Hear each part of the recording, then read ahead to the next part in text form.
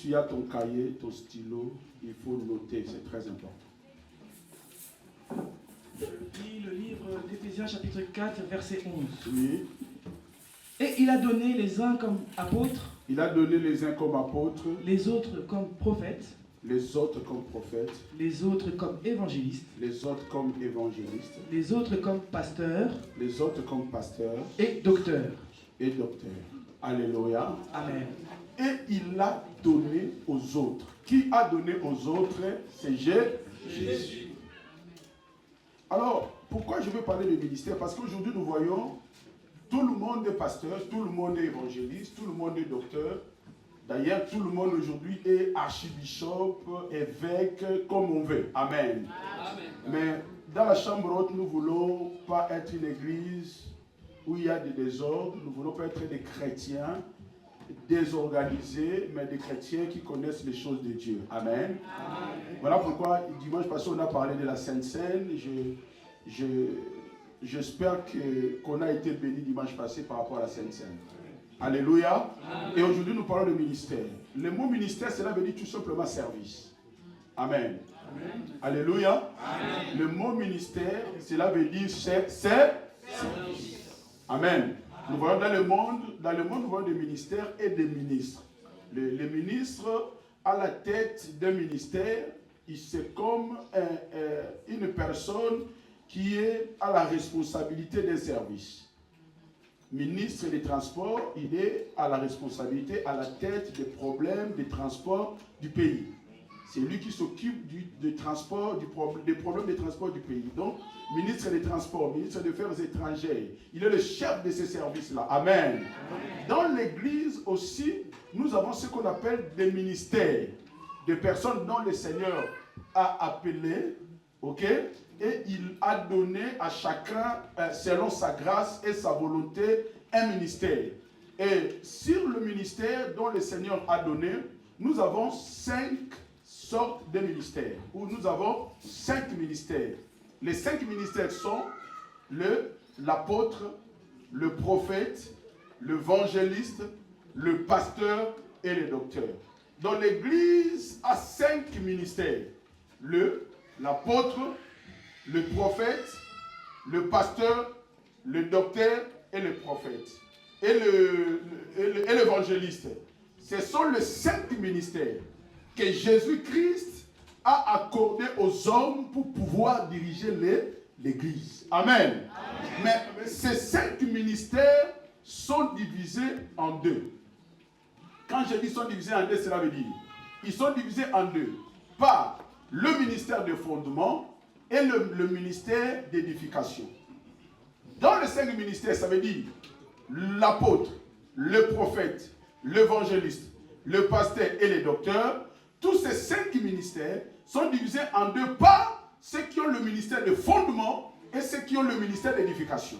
Maintenant, qui a le ministère de fondement et qui a le ministère d'édification?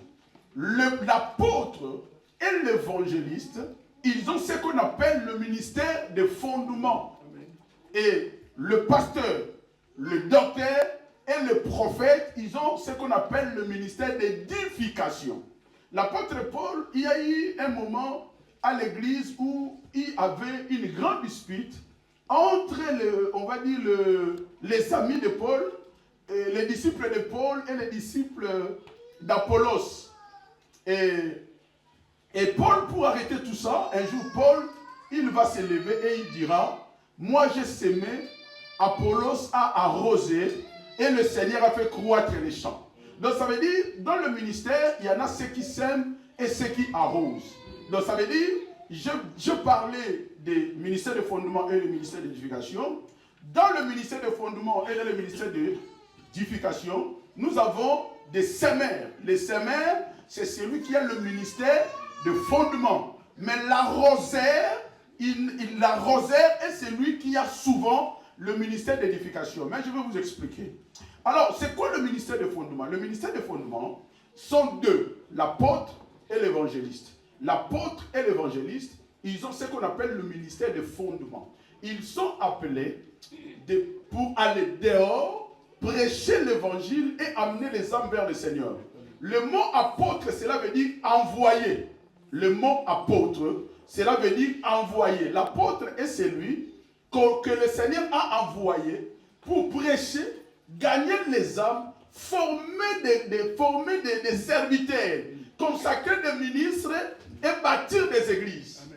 L'apôtre, il n'a pas vraiment vocation de rester à l'église. L'apôtre, son travail est d'être aujourd'hui à Le Bourget, demain il est au Blanc-Ménil, après-demain il est au Congo, après le lendemain il est en Angola. C'est ça le travail de l'apôtre. Et l'apôtre, selon la Bible, l'apôtre est celui qui doit être propre à l'enseignement. Ça veut dire, l'apôtre est le garant de la doctrine. Un apôtre ne peut pas avoir des lacunes. Un apôtre ne peut pas tâtonner par rapport à la doctrine biblique. Parce que nous avons aujourd'hui des apôtres, mais sur certains sujets, si tu lui poses la question, il ne pourra pas te répondre parce qu'il ne sait pas. Et dans le ministère, il y a quelque chose de très important que je vais vous expliquer. Le ministère évolue. Ça veut dire, je vous donne par exemple un exemple. Moi, je vous ai toujours dit, je suis évangéliste de ministère. Parce que j'ai été consacré évangéliste. Mais j'exerce les fonctions de pasteur. Parce que je dirige une église. Alléluia. Amen. Alléluia. Amen. Alléluia. Amen. Je suis évangéliste de ministère parce que j'ai été consacré évangéliste. On ne consacre pas une personne deux fois. Quand tu es consacré une fois, pour d'autres services, on vient ordonner. Alléluia. Amen. Alléluia. Amen. Maintenant,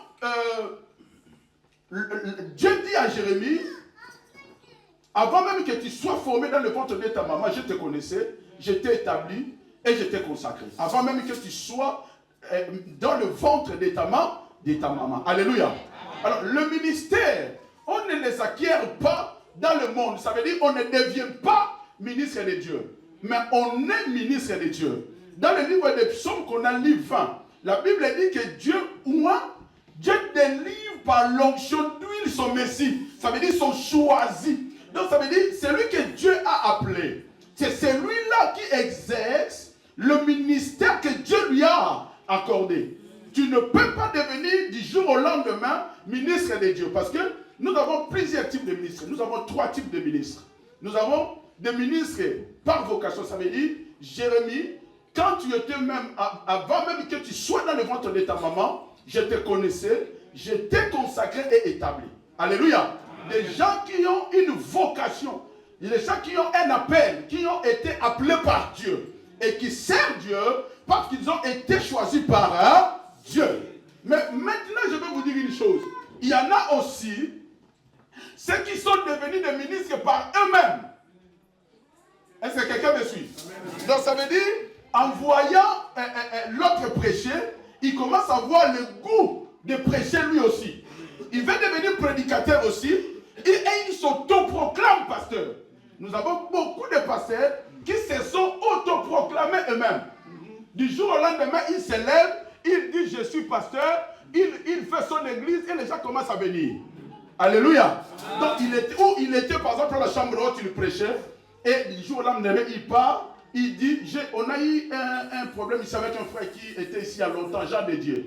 Jean de Dieu, il était un frère que j'aimais beaucoup, que j'amenais vraiment pour qu'il évolue avant le Brandon, avec tout le monde.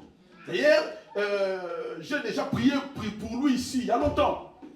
Et il prêchait un peu bien, pas encore bien, mais un peu bien. Et comme vous voyez les fidèles des fois, c'est vous aussi qui provoquez des rébellions dans les églises. Dès que quelqu'un commence à prêcher, peut bien vous commencez à aller vous les voir. Ah, toi tu es un bon prédicateur. Hein? Ah, toi tu es un bon. Ah non, la personne, la tête gonfle, il prend l'orgueil. Et Jean de Dieu vient me voir, il me dit, pasteur, Dieu est venu me parler. Dieu m'a dit, je dois aller bâtir l'église. Je dis, ah, Jean de Dieu, tu ne peux pas aller bâtir l'église. Tu n'as pas encore le niveau. Tu ne peux pas aller bâtir l'église. Oh non, Dieu m'a dit de venir te voir, que tu pries pour moi et que tu me laisses partir. Je lui dis en tout cas, c'est Dieu là, comme il n'est pas venu me voir, il est parti voir que toi. Je ne prierai pas pour toi. Ah, maintenant tu fais ce que tu veux. Quelques jours après, il disparaît. j'attends, il commence une église. Il a commencé une église. Église, je ne sais pas, évangélique, la révélation divine, je ne sais pas quoi. Vous savez, des fois, les blancs ne viennent pas dans nos églises parce qu'il y a des fois des noms que nous donnons.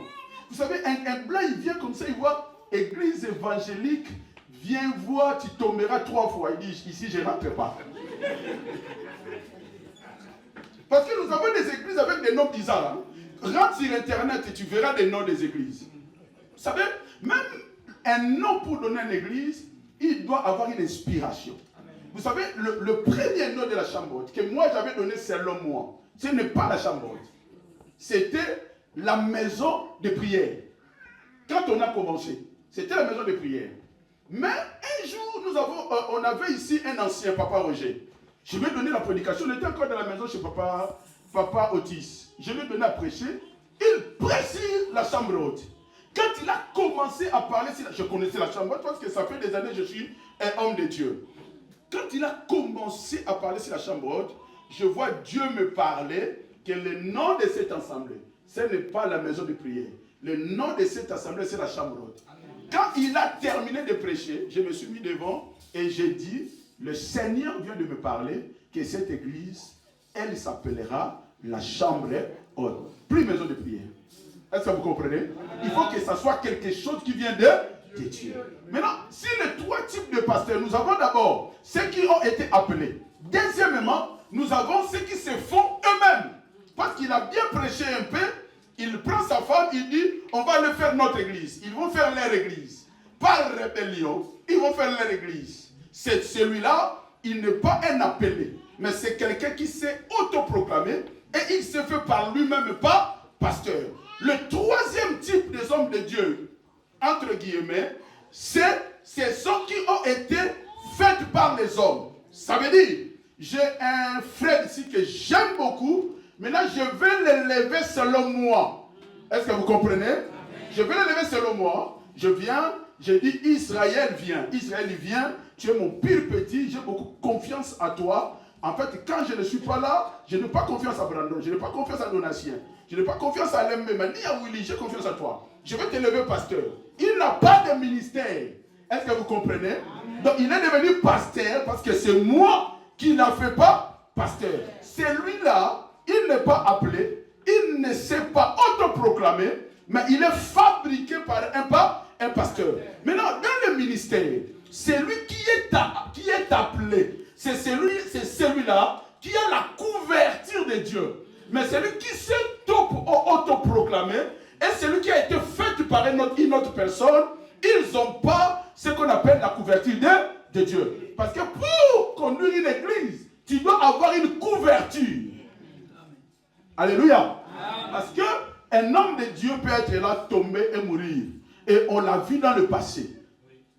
Alléluia. J'ai donné tout à l'heure l'exemple aux musiciens. Chez un pasteur qui était ici, au Bourget, un pasteur qui était au Bourget, il décède. Un mois après, celui qui l'a remplacé, il meurt aussi. Et celui qui a remplacé ce pasteur-là, il est mort dans la chair. En train de prêcher, il tombe, il meurt. Pourquoi? Parce qu'il n'y a pas de couverture. Dans les choses de Dieu, tu dois avoir une couverture. Alléluia. Et si vous êtes dans l'église d'une personne qui a la couverture, ça veut dire que vous aussi, vous avez la couverture. Parce que l'huile tombe de la tête d'abord du pasteur. Il descend sur ses barbes, ensuite sur ses habits et sur l'église. Si le pasteur n'a pas l'huile, donc l'huile, cela veut dire l'onction ou la couverture. Si le pasteur n'a pas l'huile, l'église aussi n'aura pas d'huile. Est-ce que quelqu'un comprend? Est-ce que quelqu'un comprend? Donc ça, c'est les 3 types des hommes, de pasteurs, on va dire qu'on a. Et si le 5 ministères, comme je disais tout à l'heure, nous avons le sémère et les arroseurs, ou ceux qui ont le ministère de fondement et les édificateurs, ceux qui ont le ministère d'édification. Maintenant, ceux qui ont le ministère de fondement sont l'apôtre et l'évangéliste. Ils ont des appellations différentes. Apôtre et évangéliste, les appellations sont différentes, mais ils ont presque la même mission. Ils ont la mission de sortir dehors. Sauf que l'évangéliste, écoutez-moi les évangélistes qui sont là. La mission des évangélistes, ce n'est pas tout simplement de rester à l'église, mais c'est d'aller dehors, prêcher l'évangile, convaincre les âmes et les amener à l'église. Parce que le mot évangéliste vient du mot évangile. Et le mot évangile, cela veut dire bonne nouvelle. Maintenant, l'évangéliste, comme ça vient du mot évangéliste, le mot évangéliste, cela veut dire porteur de la bonne nouvelle. Donc, un évangéliste, c'est un porteur de la bonne nouvelle. L'évangéliste, ce n'est pas celui qui apporte des problèmes. L'évangéliste, ce n'est pas celui qui apporte des difficultés. D'ailleurs, l'évangile, c'est la bonne nouvelle. C'est pour cela, bien aimé, vous devez faire gaffe dans les églises où on vous donne que de mauvaises nouvelles. Quand tu viens ici pour de bonnes nouvelles. Non, tu n'as pas compris. Je dis, quand tu viens ici pour de bonnes, pas de mauvaises nouvelles. D'ailleurs, c'est pour cela, vous ne m'avez jamais vu dire à quelqu'un que je suis en train de voir que tu vas mourir. Je vois, j'ai des témoignages, j'ai des gens qui m'appellent des fois. Parce que quand tu as dit que j'avais des problèmes, tu as prié pour moi. Je n'avais pas dit le problème, je savais c'est quoi le problème. Je ne l'ai pas dit, je priais pour lui. Quelques jours après, il m'appelle et m'a dit, pasteur, j'étais dans cette situation, mais depuis que tu as prié, le Seigneur a libéré. Donc, je n'ai pas besoin d'être là pour dire à Papa Willy, je vois quelque chose de mauvais dans ta vie. Non, même si je vois quelque chose de mauvais dans la vie de Papa Willy, même si je lui dis, ça ne servira du tout à rien, si Papa Willy lui-même n'est pas d'abord converti, s'il ne vit pas une vie de sanctification. Est-ce que vous comprenez? Parce que Dieu ne sort pas de ce principe. Ok? Celui qui obéit est béni, celui qui n'obéit pas n'est pas béni. Dieu marche dans ce principe. Donc ça ne sert à rien de venir ici commencer à dire aux gens, je vois la mort devant toi, je vois le chômage devant toi, mais je veux dire à une personne ce matin, la Bible a suffisamment dit qu'à la croix il a détruit, il a déchiré les actes et les ordonnances qui nous condamnaient. Donc en fait, quand vous êtes là, ma mission est de vous dire, ne craignez rien. La Bible dit, vous qui avez accepté Jésus, vous avez bien fait. Amen. Vous qui connaissez Jésus, vous avez bien fait. Amen. Les démons aussi le connaissent et ils tremblent devant le nom de Jésus. Amen. Donc ça veut dire la malédiction de ta famille, du moment où tu cites le nom de Jésus, elle tremble. Amen. Donc un homme de Dieu, il n'est pas celui qui apporte les mauvaises nouvelles. Un homme de Dieu est celui qui apporte. D'ailleurs, la prophétie, c'est ça. La prophétie, d'abord, reconstruit, construit, édifie. Amen. Beaucoup sont partis dans les églises, dans la joie. Ils sont rentrés chez eux tristes. Parce qu'il est arrivé, il a croisé un prophète qui lui a donné une prophétie qui a démoralisé sa vie. Les évangélistes, votre mission, l'évangéliste est le porteur de la bonne heure. Donc, nous avons des gens, nous avons besoin des évangélistes. Quand vous passez ici, apportez-nous de la bonne nouvelle. Amen. Et la mission des évangélistes ne s'arrête pas à l'église. Willy Toukou, il prêche dans des trains. RRB, du Bourget, à Gare du Nord, Willy a Télémi, Willy se met debout. Je vous prêche, même moi-même, je n'ai pas ce courage-là. Mais il faut être courageux. Vous croyez pas mettre la chute à mettre la ouara. Tu n'as pas de train. Même dans le train, il y a des chutes. Alléluia. Amen. L'évangéliste, nous avons besoin dans l'année, les évangélistes, vous amenez des âmes. Vous n'êtes pas évangéliste tout simplement pour prêcher le dimanche. Mais vous êtes évangéliste d'abord, pour commencer d'abord dans vos maisons, vos voisins et tout ce qui vous entoure. Donc l'évangéliste et l'apôtre, ils ont ce qu'on appelle le ministère de fondement. Et l'apôtre, le mot apôtre, ça veut dire envoyé, et évangéliste, porteur de bonnes nouvelles. Donc l'évangéliste, l'apôtre est appelé à sortir, à prêcher, premièrement, à former, deuxièmement, à consacrer les ministres, troisièmement, et à bâtir des églises. C'est ça la mission d'un apôtre. Alléluia. Et est-ce qu'on peut consacrer une personne apôtre directement? Ça veut dire comme je consacre ici les évangélistes, je consacre directement Brandon apôtre. Non. Parce que dans ces deux types de ministères, ça veut dire le fondement, le ministère de fondement et d'édification, nous avons des ministères qu'on appelle des ministères de mérite. Et le ministère de mérite, ils sont dans les deux côtés, dans le ministère de fondement et le ministère d'édification. Maintenant, le ministère de mérite sont l'apôtre dans le ministère de fondement et le docteur dans le ministère d'édification. Tu ne peux pas, je ne peux pas consacrer une personne pour la première fois comme ça, docteur. Pour qu'on te consacres docteur, tu dois faire des preuves. Voilà pourquoi, pour être consacré docteur ou apôtre, tu dois d'abord passer par un ministère de transit. Par un ministère de transit, ça veut dire, je les ai consacrés des évangélistes. J'ai consacré Willy et les autres des évangélistes. Mais ils peuvent finir des apôtres comme des docteurs. Est-ce que quelqu'un comprend? Donc le ministère évangélique, il les sert comme un ministère de transit. En attendant, peut-être que Brandon c'est un docteur, mais pour qu'on sache que Brandon c'est un docteur, il faut qu'on voit le travail qu'il est en train de faire. Donc ça veut dire, du jour au lendemain, comme on voit par exemple dans notre église, tout le monde a l'église Moussoussou. On voit dans les églises. Pasteur a su qu'un moutoumon a consacré apôtre. Il le consacre apôtre. Mais ça n'existe pas. Les apôtres, pour qu'ils soient apôtres, ils ont passé 3 ans avec Jésus, jour et nuit. Et ils sont devenus apôtres après le départ de Jésus. Mais on les appelle les apôtres parce qu'ils étaient au début de toutes choses, mais ce n'étaient pas tous des apôtres. Par exemple, Jean était un pasteur, Luc était un pasteur, Matthieu était un pasteur. L'église de Jérusalem était dirigée par ces 3 personnes-là, Jean, Jacques et Luc, si je n'oublie pas. Ce sont ces 3 personnes qui ont dirigé l'église de Jérusalem. C'était des pasteurs. Alléluia. Amen. Alléluia. Amen. Alléluia. Amen. Donc un apôtre, ce n'est pas n'importe qui. C'est pour ça que la Bible dit, si vous lisez la Bible, vous verrez que la Bible dit, dans le dernier temps, il y aura beaucoup de faux prophètes et de faux apôtres.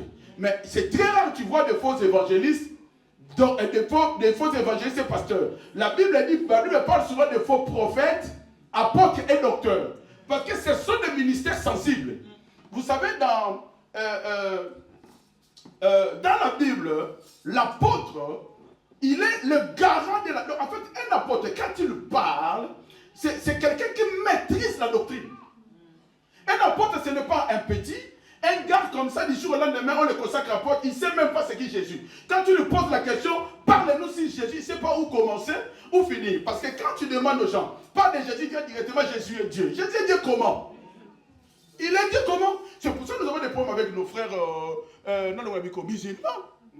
Parce que quand on leur dit Jésus est Dieu, ils ne comprennent pas. Comment est-ce que tu peux dire que Jésus-Christ est Dieu? Il faut que tu commences à expliquer.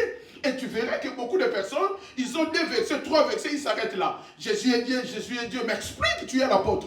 L'apôtre, quand il parle du Saint-Esprit, il doit parler du Saint-Esprit parfaitement. Parce qu'il est le garant de la doctrine. Donc quand tu vois quelqu'un, on l'appelle l'apôtre, ça veut dire qu'il est le garant de la doctrine. Donc ça veut dire que la doctrine chrétienne est sur lui. Donc la doctrine chrétienne est sur lui. Donc quand tu parles du christianisme, il n'y a pas de lacune, il n'y a pas de faute. Mais au contraire, aujourd'hui, nous allons voir des petits. Je vis un pasteur sorti de l'Angola, il vient ici, il consacre des apôtres, des docteurs. Je regarde et je dis, mon Dieu, dans les églises où moi je sors, on ne consacre pas des docteurs comme ça. Parce que nous avons des types de docteurs. Nous avons des docteurs en théologie et des docteurs ministères, dans le Christ. Tu peux être docteur en théologie, mais pas docteur ministère dans le Christ. Parce que, écoutez-moi, le docteur, il a le ministère de l'édification, pas de fondement. Hein? Le docteur n'est pas appelé à aller bâtir vraiment des églises. Il peut bâtir une église. Parce que nous devons comprendre que sur les 5 ministères, tous les 5 ministères peuvent exercer les 5 ministères. Quelqu'un a compris? Quelqu'un a compris? Tous les 5 ministères peuvent exercer les 5 ministères. Je peux jouer le rôle d'un apôtre, mais je ne suis pas un apôtre. Par exemple, dans la chambre haute, je joue le rôle d'un apôtre. Mais je ne suis pas l'apôtre, je ne suis pas un apôtre. Je bâtis une église, ça c'est le travail d'un apôtre. Je bâtis une église qu'on voit, mais je ne suis pas un apôtre. Donc si quelqu'un m'appelle apôtre, c'est comme s'il me cherche des problèmes avec le Seigneur. Je ne suis pas du tout un apôtre. Le fait de bâtir une église, ça ne fait pas de toi un apôtre. Non, l'évangéliste peut aussi bâtir une église. Le pasteur peut bâtir. Le docteur peut bâtir. Parce que tous les 5 ministères, ils peuvent exercer les 5 ministères, mais chacun avec son ministère particulier. Je peux faire l'œuvre d'un apôtre, mais je suis évangéliste de ministère.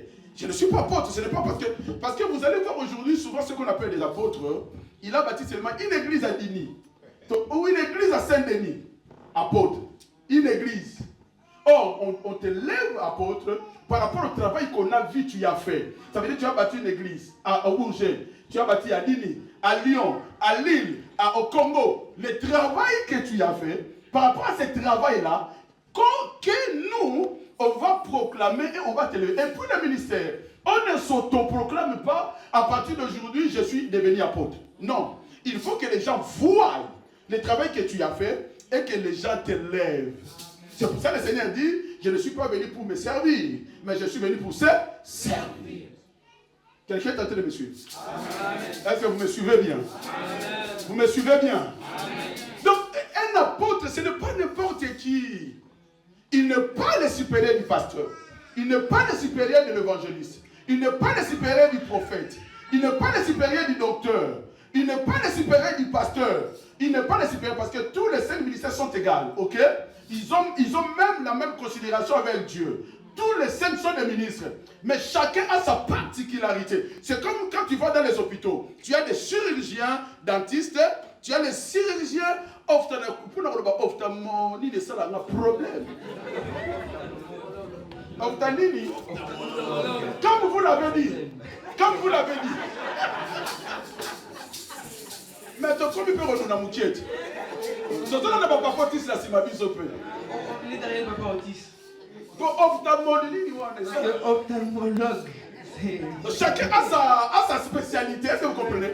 Quand vous allez à l'hôpital, c'est pour ça que vous verrez qu'il y a des généralistes. Et puis, quand tu rentres à l'hôpital, il y a les cardiologues, il y a les ophtalmologues, il y a les dentistes, il y a chaque médecin a sa spécialité. C'est comme à l'église, l'évangéliste a sa spécialité. Ok? Le prophète a sa spécialité. Le docteur a sa spécialité. En fait, l'église c'est comme un hôpital. Est-ce que quelqu'un comprend? Est-ce que quelqu'un comprend? C'est pour cela d'ailleurs, moi je vous ai toujours dit, ici, si vous me voyez appeler un apôtre, donc croyez vraiment que celui-là c'est un apôtre. Et nous n'avons pas beaucoup. Parce que j'ai remarqué surtout parmi nous les pasteurs dans ma génération et puis une génération qui est un peu plus avant moi. Je connais des gens, par exemple, ils vivaient en Hollande. Il a bâti l'église en Hollande. En Hollande, l'asile n'a pas marché. On l'a mis dehors. Il est venu en France. Mais l'église de l'Hollande est fermée. Il est venu à Lyon, il bâtit notre église, il dit je suis apôtre. Mais non, tu n'es pas apôtre. Parce que l'apôtre, l'église que tu as bâtie au Hollande doit rester. L'église que tu as bâtie à Bruxelles doit rester. Mais si je bâtis une église au Bourget, après je pars à Drancy, mais l'église de Bourget est fermée. De quoi vous m'appelez-vous apôtre? C'est pour ça qu'on appelle des fois, quand quelqu'un te dit apôtre, viens. Dis seulement vieux. Comment ça va? Moi j'ai du mal à ça. Moi c'est rare, hein. Moi je dis seulement, ça va papa?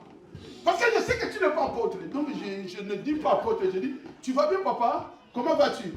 Parce que je sais. Je sais que tu n'es pas apôtre. Donc dans ces cas-là, moi aussi je peux me... À partir d'aujourd'hui, appelez-moi archibishop, l'apôtre excellent, Alain Ménou.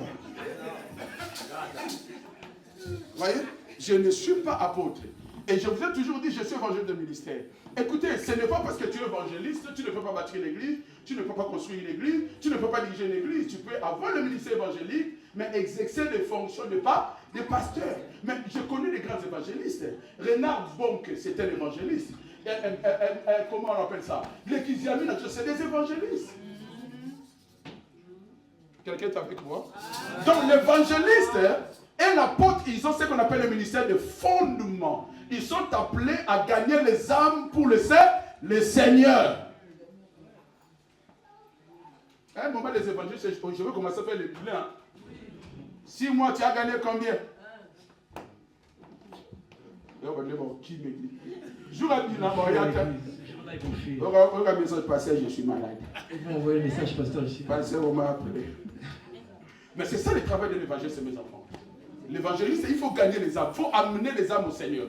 Alléluia. Ça, c'est le ministère de fondement. Ok? Ok? Donc, l'évangéliste et l'apôtre, ce sont des semelles. Mais le 5 ministères qui sont dans le Nouveau Testament, il n'a pas commencé dans le Nouveau Testament, c'est dans l'Ancien Testament. Vous voyez, dans l'Ancien Testament, comme le Seigneur a commencé dans le Nouveau Testament avec l'apôtre, le prophète, le docteur, le pasteur et l'évangéliste, dans l'Ancien Testament, il y a eu aussi 5 ministères. Il y a eu premièrement le prophète, ok, deuxièmement le roi, troisièmement le lévite, cinquièmement le juge et cinquièmement les sacrificateurs. Les 5 ministères dans l'Ancien Testament. J'ai dit quoi? Le prophète, le roi, le sacrificateur. Donc le sacrificateur il est avant le roi. Donc le prophète, le roi, le lévite, le juge. C'est ça, hein? Et les sacrificateurs. Les sacrificateurs, j'ai déjà compté. Donc Dieu a fonctionné, Dieu a travaillé avec 5 ministères de l'Ancien Testament. De même, dans notre époque, Dieu fonctionne et travaille aussi avec 5 ministères. Quelqu'un est avec moi? Amen. Quelqu'un est en train de me suivre? Amen. Comme Dieu a travaillé avec les 5 ministères de l'Ancien Testament, de même, Dieu travaille à notre époque avec les 5 ministères du Nouveau Testament. Donc, le prophète, le pasteur, le docteur, l'évangéliste et l'apôtre. Et comme je viens de dire, l'apôtre, il a celui qui a le ministère de fondement. Et l'évangéliste, il est celui qui a le ministère de fondement. Ce sont ceux qui sont appelés à aller gagner des âmes pour le Seigneur. Alors quand tu es apôtre, on ne peut pas élever, je viens de dire tout à l'heure, on ne peut pas élever un apôtre d'un premier coup. L'apôtre doit d'abord passer par un ministère de transit. Par exemple, parmi les enfants que j'ai consacrés les évangélistes ici, je sais ceux qui ont que le ministère d'évangéliste, ce ne sont que le ministère de transit. Parce que je vous vois, je vous connais. Je sais que parmi vous, il y a des docteurs. Je sais que parmi vous, il y a des prophètes. Je sais, je vous vois. Est-ce que quelqu'un comprend? Amen. Maintenant, dans l'Ancien Testament, nous avons 2 types de ministères. Nous avons ceux qui avaient des ministères, donc le ministère qu'on appelait des prophètes majeurs et ceux qu'on appelait des prophètes mineurs. Dans l'Ancien Testament, ça veut dire de Genèse à Malachie, tous n'étaient pas des prophètes majeurs. Il y a eu des prophètes majeurs et des prophètes mineurs. Des prophètes majeurs, je vais donner l'exemple. Je donne l'exemple d'Ézéchiel, je donne l'exemple d'Esaïe. C'était des prophètes majeurs. Le prophète mineur, je donne l'exemple de Malachie, de Osée, de Joël. C'était des prophètes mineurs. Ce qui veut dire, nous pouvons tous avoir des ministères, mais nous n'avons pas la même grâce. Ce qui différencie le ministère, c'est la grâce de Dieu qui est sur nous. Alléluia. Je peux être évangéliste. Toi aussi tu es évangéliste, mais nous n'avons pas le même niveau. Nous n'avons pas le même degré. Parce que c'est la grâce, c'est l'huile de la grâce qui fait la différence. Quelqu'un est avec moi? Amen. Quelqu'un est avec moi? C'est l'huile, c'est la grâce qui fait la différence. Donc dans l'Ancien Testament, on a eu des prophètes majeurs et des prophètes mineurs. Mais parmi les prophètes majeurs et des prophètes mineurs, nous avons eu ce qu'on appelait aussi des fils de prophètes. Je vous donne l'exemple d'Élisée. Élisée était un prophète en devenir. Quelqu'un est avec moi? Amen. Est-ce que vous me suivez bien? Amen. Si tu me suis bien, tu lèves ta main droite. Élisée était un prophète en devenir. Ok? Mais sous les ailes de son mentor qui était Élie. Mais vous allez remarquer que quand Élie meurt, Élisée, Dieu le lève au rang de prophète majeur. Parce que seul avec les os d'Élisée, le mort ressuscité. C'est pour cela d'ailleurs je vous ai prêché la dernière fois que Joseph a fait jurer à Israël. Quand vous partirez de l'Égypte, amenez mes os. On ne joue pas avec un homme qui a l'appel de Dieu. Avec un homme qui a l'onction de Dieu. Avec un homme qui a la grâce de Dieu. Nous pouvons tous être des ministres, mais ce qui va nous différencier, c'est la grâce que le Seigneur a accordée à chacun de nous. Quelqu'un est avec moi? Amen. Je parlais du ministère de fondement. Est-ce que quelqu'un a compris? Est-ce que quelqu'un a compris? Maintenant, le ministère d'édification, nous avons les pasteurs, les docteurs et les prophètes. Maintenant, bien aimé, dans nos jours, écoutez-moi très bien, nous avons un problème. Nous avons des prophètes partout, prophètes tel, prophètes tel, prophètes tel, prophètes tel. Nous avons des sortes de prophéties. Nous avons des prophéties ministères et des prophéties dons. Suivez-moi très bien. Je veux que quelqu'un me suive très bien. Nous avons des prophéties ministères et des prophéties dons. La différence. Dans la prophétie ministère, ça veut dire quelqu'un qui a un ministère prophétique. Quand tu lui parles, il dit ainsi parle l'Éternel. Ça veut dire le prophète, il parle en secret avec Dieu. Et il se pointe au peuple et il dit au peuple ce que Dieu lui a dit. Il communique la pensée de Dieu au peuple. Mais par contre, le ministère prophétique est celui qui se trouve dans le livre de Ephésiens 4 et 11. Ça veut dire sur le 5 dons ministériels. Est-ce que quelqu'un me suit? Mais par contre, le don de la prophétie, ce n'est pas un ministère, mais c'est un don du Saint-Esprit. Maintenant, la différence, c'est quoi? Le prophète, écoutez-moi très bien, le prophète, il communique la pensée de Dieu, mais par contre, c'est lui qui a le don de la prophétie. Quand tu lui parles, ce n'est pas lui qui parle, mais c'est Dieu qui parle. En fait, dans le don de la prophétie, c'est Dieu qui vient posséder la personne et utilise la bouche de la personne. Donc ça veut dire, c'est lui qui a les dons, pour comprendre la différence. C'est lui qui a les dons de la prophétie. Quand tu lui parles, il ne dit pas l'Éternel, ainsi dit l'Éternel. Mais il dit, je suis votre Dieu, je suis parmi vous et je vous parle. Dans les dons de prophétie, c'est Dieu lui-même qui parle. C'est comme dans le livre de Proverbes chapitre 8. Dans le livre de Proverbes chapitre 8, c'est Jésus lui-même qui parle à travers la bouche de Salomon.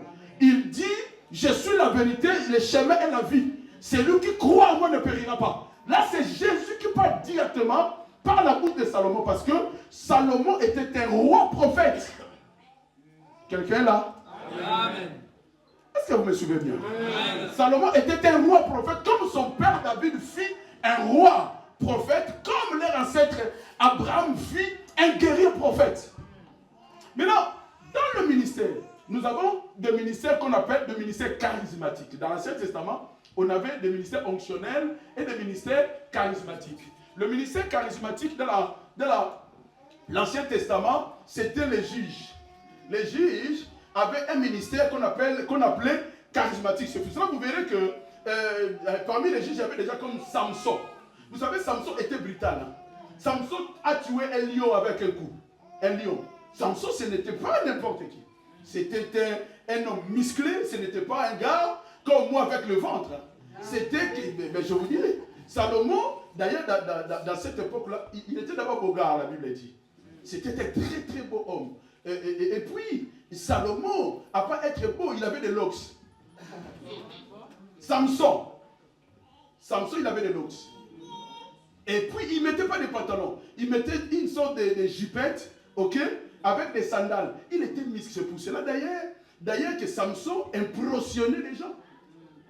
Et Samson avait un ministère charismatique et non onctionnel. Ceux qui avaient le ministère onctionnel, c'était le roi, le sacrificateur et les lévites. Ils avaient ce qu'on appelait des ministères onctionnels. Ça veut dire qu'il fallait verser de l'huile sur leur tête pour qu'ils deviennent des rois, des prophètes et pour qu'ils deviennent des rois et des sacrificateurs. Mais par contre, les juges et les prophètes, j'avais oublié, les juges et les prophètes avaient des ministères charismatiques. C'est comme dans notre époque. Dans notre époque, nous avons ceux qui ont des ministères charismatiques et nous avons ceux qui ont des ministères pacifiques. Ça veut dire des gens qui sont là. Par exemple, un docteur n'est pas appelé vraiment à avoir un ministère charismatique. Parce que le docteur, quand il enseigne avec paix et tranquillité. Est-ce que vous comprenez? Pour que la parole rentre. En fait, le docteur dans l'église, il est celui qui explique le mystère. Il est celui qui explique le ministère. C'est pour ça qu'on n'appelait pas tout le monde docteur. Et un gars comme ça, dans les quartiers comme ça, docteur. Non, appelez Yaya, vieux, grand frère. N'appelez pas tout le monde docteur. Je ne parle pas des docteurs médecins biologiques. Je parle des docteurs ministères dans le Christ. Amen. Amen. Quelqu'un est là avec moi? Amen. Donc ça veut dire, on ne peut pas non plus consacrer une personne docteur comme ça d'un coup. Il faut que cette personne passe par un ministère de transit. Est-ce que quelqu'un est avec moi? Après, nous avons des pasteurs. Qui est un pasteur? Un pasteur, c'est un berger d'abord, premièrement. Un pasteur, c'est quelque chose que je dis souvent. Quand Sam faisait ses études, je demandais à mon fils, tu fais quoi comme étude? Parce qu'il me parlait de la banque, mais je ne comprenais pas. Je dis, Sam, explique-moi un peu ce que tu fais pour ton master. Il me dit, papa, gestionnaire de fonds. Est-ce que vous comprenez? Gestionnaire de patrimoine. Gestionnaire de patrimoine, ok. Alors, quand il m'a expliqué ça, j'ai dit, mais le pasteur, c'est un gestionnaire de patrimoine. Parce que l'église est le patrimoine de Jésus. Amen. C'est pour cela que Jésus-Christ dit, tu es Pierre. Il dit à Simon, tu es Pierre, et sur toi, je bâtirai mon église. L'église n'appartient pas au pasteur, n'appartient pas à l'apôtre. L'église, elle appartient à Jésus. Amen. Alléluia. Amen. Le pasteur est un gestionnaire de patrimoine. En fait, le boulot du pasteur, il est là pour gérer le patrimoine de Jésus. Et le patrimoine de Jésus, ce sont ceux qui sont à l'église. Le fidèle, vous n'appartenez pas au pasteur, mais vous appartenez à Jésus. C'est pour ça d'ailleurs on vous appelle pas des jouaouistes ou des mémistes, mais on vous appelle des chrétiens. Amen. Si, d'ailleurs, pour comprendre cela, si vous allez chez les branhamistes, on les appelle des branhamistes. Parce qu'ils croient les prophètes et on les appelle des branhamistes. Mais nous ne sommes pas des branhamistes, ni autre chose que des chrétiens. Nous appartenons à Jésus. Nous avons cru au message de Jésus. Nous suivons Jésus et nous sommes des chrétiens. Et le pasteur, son boulot, son travail, c'est de gérer le peuple de Dieu. Tu peux ouvrir un peu ces choses. Le pasteur, son boulot, c'est de gérer le peuple de Dieu. C'est ça le pasteur, c'est un berger. Ouvre bien. Et la Bible dit, un bon berger est celui qui donne sa vie pour ses brebis. Amen. Les brebis doivent connaître la voix. Aux hommes là. J'ai affaire d'ouvrir. Les brebis doivent connaître la voix de leur berger. Et le berger aussi doit connaître la voix des brebis et le nom de ses brebis. Amen. Vous savez, hier, c'est pour ça que vous voyez, il y a beaucoup d'absence, beaucoup de personnes ne sont pas là. Hier, je suis rentré chez moi, c'était 1h et quelque chose. Et peut-être je suis parti de chez moi, c'était 15h. Pourquoi? Parce que il y a ancien papa Mouliki, il y a eu le fiançailles de sa fille. Hier, je suis parti là-bas. En quittant papa Mouli, je suis parti chez papa Serge, qui a perdu son grand frère. En quittant chez papa Serge, je suis parti chez le frère Pata Kimbala, qui a perdu sa mère. Vous voyez? Donc le travail d'un pasteur, ce n'est pas de rester à l'église et d'attendre les gens venir. Mais le travail d'un pasteur est de veiller sur le brebis que le Seigneur lui a donné. Amen. Quelqu'un est avec moi? Amen. Est-ce que quelqu'un a compris un peu? Amen. Quelqu'un a compris? Amen. Je vous donne 5 minutes de questions et réponses.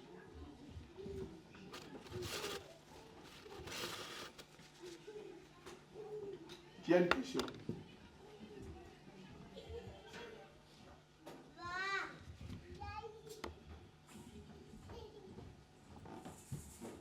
Question. Papa Bona. Amen. Amen. Pasteur, ce n'est pas vraiment une question, mais c'est question peut-être d'être explicite par rapport à nous tous. Parce que j'entends souvent les autres parlent d'évangélistes et gagneurs d'âme. Alors, je ne sais pas si vous pouvez nous expliquer à l'auditoire, c'est quoi la différence entre un gagneur d'âme et un évangéliste? Ok. Un évangéliste, c'est une personne qui a un ministère d'évangéliste. Écoutez-moi très bien. L'évangéliste est celui qui a un ministère, qui a une vocation d'évangéliste. Mais un gagneur d'âme, ça peut être un frère à l'église qui fait partie de l'équipe des gagneurs d'âme. Donc ça veut dire des personnes qui sont là à l'église et qui vont évangéliser sans avoir un ministère. Donc ça veut dire, tu peux servir Dieu sans avoir un ministère. Est-ce que quelqu'un a compris? Amen. Tu peux servir Dieu sans avoir un ministère. Ce n'est pas obligé. C'est pour cela que nous avons des dérives aujourd'hui. Nous voyons des archibishops partout, des évêques partout. Pourquoi? Parce que la Bible dit, au-delà de la foi, il faut augmenter quoi? La connaissance. Amen. Mon peuple périt faute de connaissances. C'est pour cela que moi je vous interdis. Écoutez-moi très bien. Je vous interdis. Tu vois une église où le pasteur déjà on appelle archibishop ne va pas. En fait,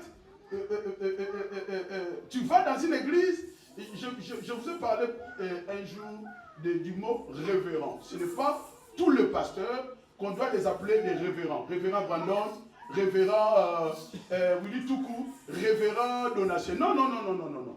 Le révérend, il est l'équivalent de l'évêque catholique. Et chez les catholiques, un évêque, c'est le pasteur. Ça veut dire, Ça veut dire, écoutez-moi très bien, ça veut dire, si tu habites Seine-Saint-Denis, à Seine-Saint-Denis, chez les catholiques, il y a un évêque de Seine-Saint-Denis. Et l'évêque de Seine-Saint-Denis, c'est le pasteur de Seine-Saint-Denis. Ça veut dire, tous les prêtres qui sont à Seine-Saint-Denis dépendent de cet évêque-là. Maintenant, le révérend, chez nous les protestants, le révérend est celui qui a sous sa responsabilité d'autres ministres. Moi, sous ma responsabilité, j'ai d'autres ministres, mais je vous interdis, et je vous ai toujours interdit de m'appeler révérend. En fait, les gens courent derrière des titrologies. Le titre que nous apportons nous amènera nulle part. Amen. Ce qui est important, c'est d'avoir une très bonne relation avec Jésus. Amen. Alléluia. C'est pour ça d'ailleurs Jésus-Christ dit lui-même, dans le dernier jour, beaucoup viendront, ils diront, j'ai ressuscité le mort à ton nom. Je fais ceci à ton nom. Je prêchais ton nom. Jésus dit, je leur dirai, je ne vous connais pas. D'ailleurs, je ne vous ai jamais connu. C'est le fait de citer le nom de Jésus, cela ne veut pas dire que cet homme-là, Jésus le connaît. Lucifer aussi, la Bible dit, il se déguise à l'âge de lumière. Est-ce que quelqu'un est en train de me suivre? Une autre question. Oui.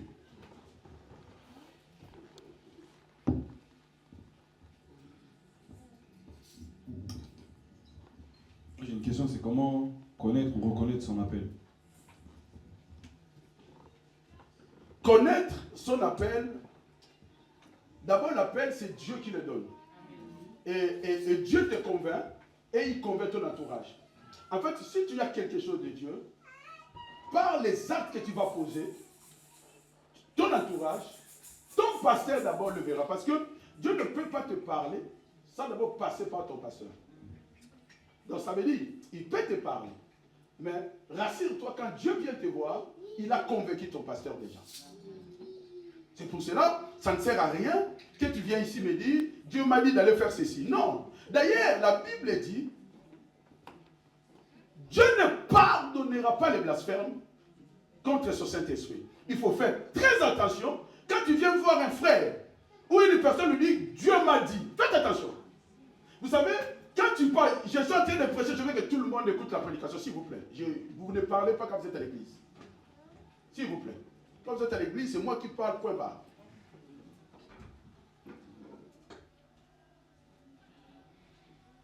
Dieu. Bon, j'attends ceux qui sont en train de parler de finir de parler. Parce que je vous ai vu, vous continuez. Alléluia. Amen. Alléluia. Amen. Ne parle pas au nom de Dieu si Dieu ne t'a pas mandaté. Amen. Vous savez, si quelqu'un, si je veux voir Bonheur, je dis, Papa Makengo m'a dit ceci, que Papa Makengo ne l'a pas dit, Papa Makengo peut me porter plainte. Alors, vous tous là qui ont l'habitude tout le temps, pasteur, Dieu m'a dit, l'enfer vous attend. Arrêtez avec ces histoires. Moi ici, j'ai vu des gens qui sont venus ici, et Dieu m'a dit, en tout cas cette église c'est une bonne école pour mes enfants, pour mon enfant. Quelques jours après, il change. Où elle change? Ici, vous la connaissez d'ailleurs. Regarde les Dieu m'a dit. Beaucoup de Dieu m'a dit. Dieu parle à travers sa parole et c'est suffisant. Amen. Amen. Je répète, Dieu parle à travers sa parole et c'est suffisant. Amen.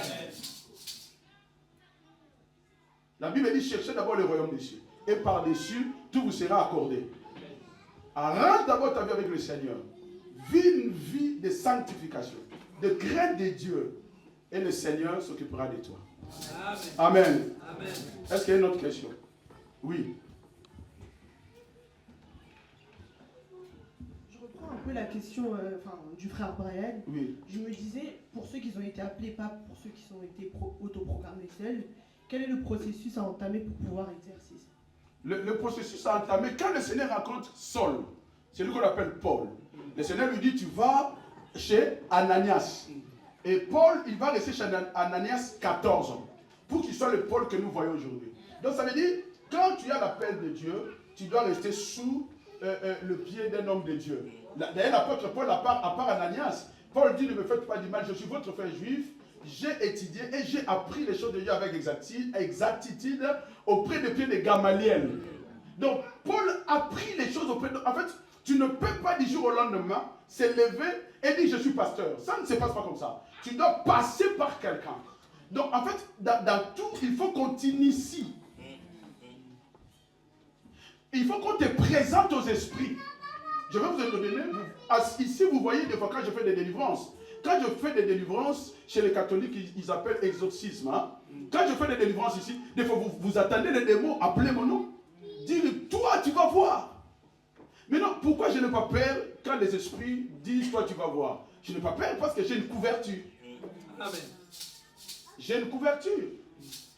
Mais par contre, il y a degrés et degrés de combat. Je vous ai dit, je suis parti à Nancy, à l'hôtel que je dormais. La nuit, je dormais.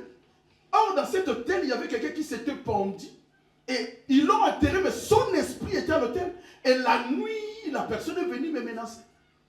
Le lendemain, je pose la situation, on me dit exactement. Je dis, il doit avoir entre 35 et 50 ans. Ils me disent, et oui, nous avons une personne qui travaille ici. Il s'est donné la mort parce qu'il était l'amant de la directrice. La directrice après ne voulait plus de lui, il s'est donné la mort. Et pour eux, il était mort, fini. Mais il n'était pas fini, il était là, je l'ai vu. Et il m'a menacé d'une façon que je n'ai jamais été menacé comme ça. Donc ça veut dire, quand tu as le ministère, tu dois avoir une couverture. Un jour, je prêchais ici, il y avait une sœur qui était là-bas, là où il y a le frère. Le frère venait ici à l'église, il est rentré avec des fétiches. Qui était là? Qui était là? Qui était là? Le frère est rentré ici avec des fétiches. J'étais en train de prêcher, une sœur. Elle vient avec des fétiches, une bouteille de fétiches. Un jour, j'étais ici, quand je vous parle de la couverture, j'étais en train de prêcher. Un papa qui venait à l'église ne vient plus. Il vient ici, il demande la parole pour parler. Il a comment on appelle ça le truc pour le cœur là? Il avait ça, il tombe ici, il partait. Les gens commençaient déjà à prendre la tête et passer, on a des problèmes. Je vous ai dit, calmez-vous, j'ai une couverture. Je priais, il s'est élevé. Donc je vais dire à une personne, si tu veux servir Dieu, il faut avoir une couverture. Amen. Et il faut passer par quelqu'un. Amen. Est-ce que c'est bon? Amen. Oui, allez. Vite, parce que l'heure est passée. Bonjour Église. Bonjour. Moi j'ai une question parce que ça rejoint un peu Brian. C'est le Seigneur peut aussi par intimité appeler la personne comme on voit Moïse dans l'église. Par arriver, il y a des gens par lesquels le Seigneur leur a appelé de leur appel, de leur parler en intimité sans que vous soyez au courant.